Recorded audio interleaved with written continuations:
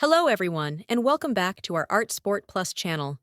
Today we felt it necessary to draw Cristiano Ronaldo and tell you a little about this famous footballer. In general, if this is your first time here, make yourself comfortable and let's get started. I just can't wait to draw you a football player Cristiano Ronaldo and tell you what surprised me in the information that I was told.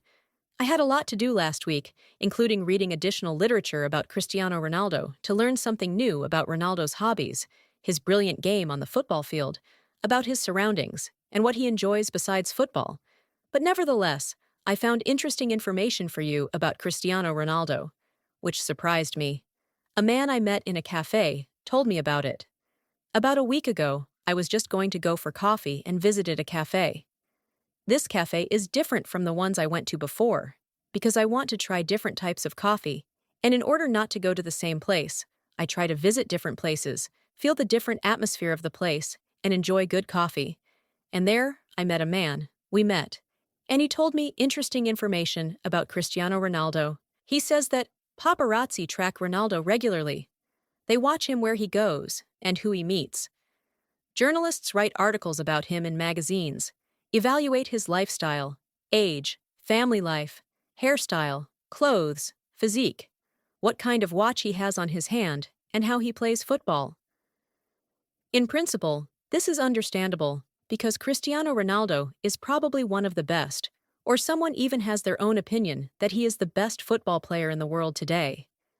However, he goes on to say, "Did you know that the University of British Columbia, which is one of the most famous universities in Canada, decided that students of this famous educational institution should perfectly know the life path of football genius in the world of football Cristiano Ronaldo, and the university should organize a sociology course for students of the fourth, A course dedicated to Cristiano Ronaldo, his life and career."